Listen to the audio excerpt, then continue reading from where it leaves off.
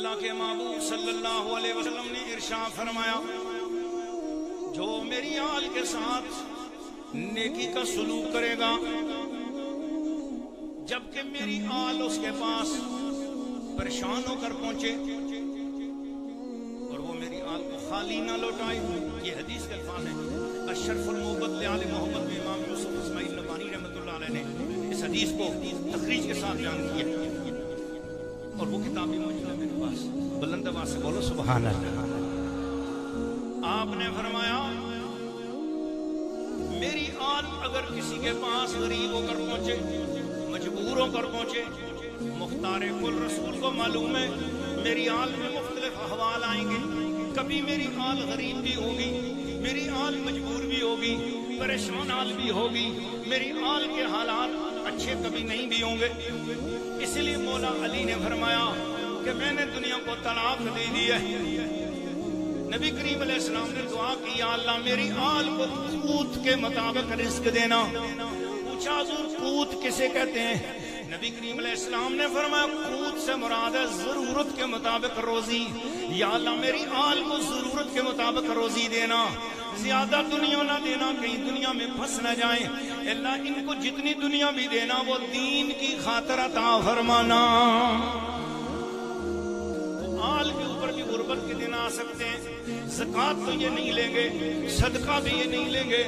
فرمایا پھر کیا ہوگا؟ فرمایا تمہارے پاس میری آل ضرورت مند ہو کر آ جائے، مجبور ہو کے آ جائے، تم میں سے جس نے اس کے ساتھ نیکی کا سلوک کیا، جواب میں اگر وہ کوئی نیکی تم سے نہ کر سکے، اس سلوک کا بدلہ اگر میرے سیدوں نے، میری آل نے اگر تمہیں نہ دیا، فرمایا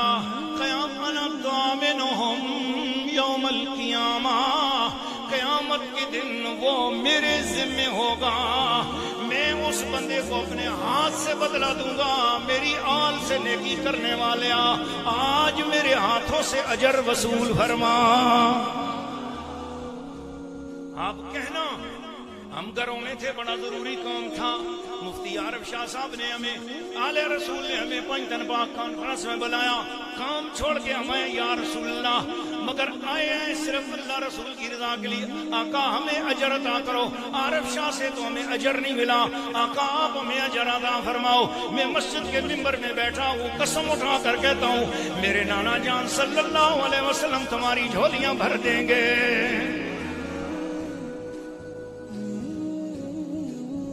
دل تو کیا چیز ہے ہم روح میں اترے ہوتے، تم نے چاہا ہی نہیں چاہنے والوں کی طرح۔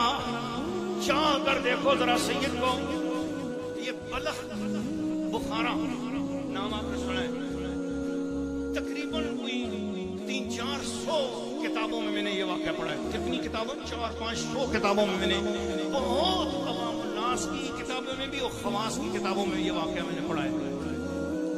اور یہ امام فخر الدین رازی نے بھی اس واقعے کو لکھا، امام فخر الدین رازی نے بھی اس واقعے کو لکھا ہے کہ بخارا کے اندر ایک سیدزادہ رہتا تھا، غریب تھا، 5-6 اس کی بچیاں تھیں، غربت کے ہاتھوں محنت مزدوری کر کے اپنی بچیوں کو پال رہا تھا، اچانک بیمار ہو گیا، وفات پا گیا۔ اس کی وفات کے بعد اس کی پردہ دار بیوی اسے لوگوں کے گھروں میں اب کام کرنا پڑا، مجبور ہو گئی بچوں کو پالنے کے لیے۔ 1-2 مرتبہ کام پہ نہ جا سکی، کام والوں نے کام سے نکال دیا، بچے بھوک سے مر رہے تھے، پریشان ہو گئی۔ رات کو آئی، اپنے بچوں کو بہلا کے سلا دیا، بہلا پھسلا کے سلا دیا، بچے سو گئے۔ صبح اٹھی، بھوک کے مارے بچے جلدی اٹھ گئے، پریشان ہو گئی۔ اس شہر کا جو والی تھا، سب سے بڑا آدمی مسلمان تھا، اس کے دروازے پر پہنچی اور جا کر پوچھنے لگی کہ صاحب جی رہیں تو مجھے کوئی ضروری کام ہے۔ نوکر نے جا کے بتایا کہ ایک شہر کی غریب سی عورت آئی ہے، ملنا چاہتی ہے، کہا بلاؤ۔ یہ پہنچی، اس نے کہا آپ بڑے امیر ہو، سخی ہو، میں غریب سیدزادی ہوں، آپ سے سوال کرنے آئی ہوں، میرے بچے بھوکے ہیں، کچھ دے دو۔ زکات نہیں ہونی چاہیے، صدقہ نہیں ہونا چاہیے، اپنے ذاتی مال میں سے کچھ دے دو۔ وہ مسلمان امیر تکبر میں آ گیا، اس نے کہا کیا ثبوت ہے تمہارے پاس کہ تم سید ہو؟ وہ کہنے لگی غریب لوگ اپنی غربت ہاتھ میں لے کے پھرا کرتے ہیں، غریب اپنے شجرے ساتھ نہیں رکھتے، غریب ہوں، میری غربت ہی ہے اور کوئی حوالہ نہیں میرے پاس۔ اس نے کہا اپنے سید ہونے کا ثبوت دو تو پھر خدمت کروں گا۔ وہ ثبوت نہ دے سکی، خالی ہاتھ مڑ کے آئی، سوچتی ہے بوجھل قدموں سے کہ اپنی یتیم بچیوں کو منہ کیسے دیکھوں گی۔ وہ سوچتی ہوں گی کہ بڑے آدمی کے گھر میں سے یہ زادی گئی ہے، خالی نہیں آئے گی، کچھ نہ کچھ لائے گی امی، لیکن اس نے تو مجھے سید ہونے کا ثبوت مانگ لیا، اب کیا کروں؟ اسی حالت میں اسے یاد آیا کہ اس شہر میں ایک سخی آدمی رہتا ہے، پر وہ مجوسی ہے، آتش پرست ہے، وہ آگ کی پوجا کرتا ہے، مشرک ہے، چلو کیا کروں، اب مجبور ہوں، اس کے پاس چلی جاتی ہوں۔ دروازہ کھٹکھٹایا، اندر سے خادم آیا، کیا مسئلہ ہے؟ کہا میں صاحب سے ملنا چاہتی ہوں۔ لے گئے، صاحب نے پوچھا کون ہو؟ کہا میں مسلمانوں کے پیغمبر کی اولاد سے ہوں، غربت کی ماری ہوں، بچے بھوک سے بلک رہے ہیں۔ ابھی اتنی بات کی، وہ رونے لگا۔ اس نے کہا ٹھہر جا، اے شہزادی مجھ سے ڈائریکٹ مخاطب نہ ہو، میں اس قابل نہیں ہوں کہ مجھ سے تو بات کرے۔ اپنی گھر والی کو جا کر کہا جاؤ عزت والی کو مسند بچھاؤ، رسول اللہ کی شہزادی ہمارے گھر میں آئی ہے۔ میں نے ان کا کلمہ تو نہیں پڑھا ہوا، لیکن میں جانتا ہوں کہ نبیوں کی آل کی عزت کرنے کا بڑا ثواب ہوا کرتا ہے، اس لیے چلو ہم اور کچھ نہ صحیح خدمت تو کر لیتے ہیں۔ کہا سب سے اچھے جوڑے دے دو ان کو، اتنے پیسے دے دو کہ سال پورے کا خرچہ پورا ہو جائے، اور لنگر بھی دے دو، اور کھانے پینے کا جو پکا ہوا سامان وہ بھی لو، اپنی بچیوں کو ساتھ لو، عزت کے ساتھ اس گھر میں جا کر پہنچا کے آؤ۔ وہ اس کے گھر والی اٹھی اور وہ امیر زادی اٹھی، انہوں نے سواریاں لی، اونٹ لیے اور سارا سامان لاد کر اس غریب سید زادی کے گھر پہنچا دیا۔ بچیوں نے کھانا کھایا اور وہ دور سے دیکھتا رہا، بچیاں کھانا کھا کے آسمان کی طرف دیکھتی ہیں اور رو کے کہتی یا اللہ جس نے ہمیں رجایا ہے اس کی دنیا آخرت کو دور رجا۔ چھوٹی بچی نے دعا کی یا اللہ ایسا بندہ دوزخ میں نہ جلے، یا اللہ اس کو ہمارے نانے کا کلمہ نصیب فرما۔ اللہ اللہ اللہ اللہ۔ پھر کیا ہوا؟ محبت والوں، پیار والوں، نبی کی آل کی محبت میں آنے والوں، بچیاں کھا کے آرام سے سو گئیں۔ ادھر رات ہوئی، وہ مسلمان بھی سویا، بادشاہ یہ مجوسی بھی سویا۔ کملی والے کی سواری آج دمشق، آج بلخ کے شہروں میں اتر گئی۔ آج کملی والا آیا، بلخ کی گلیوں میں خوشبو آنے لگ گئی۔ کملی والے آقا نے خواب میں آ کر اس کو محشر کا منظر دکھایا۔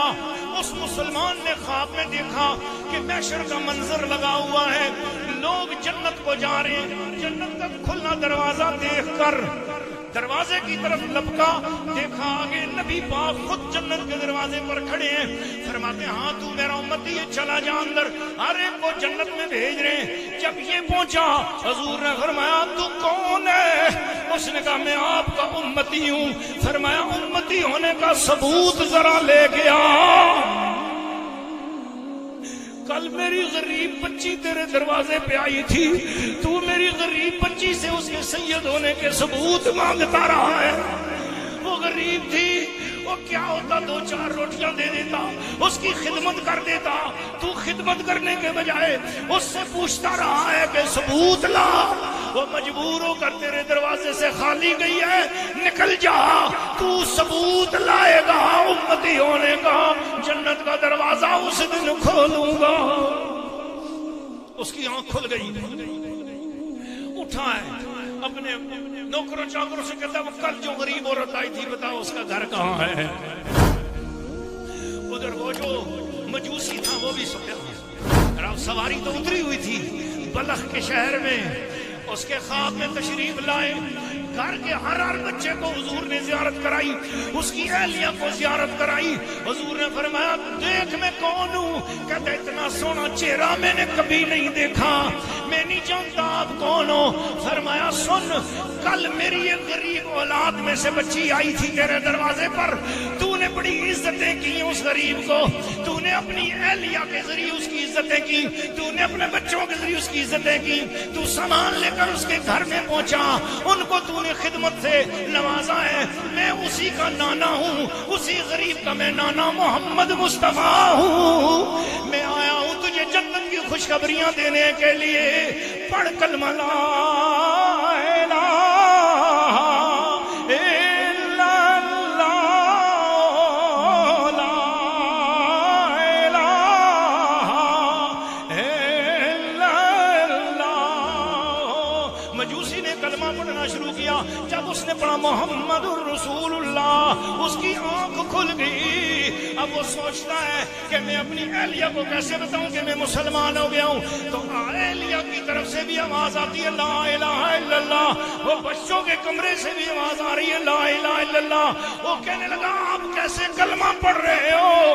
گھر والوں نے کہا جو پھیرا آپ کی طرف لگا گئے ہیں وہ پھیرا ہماری طرف بھی لگا گئے۔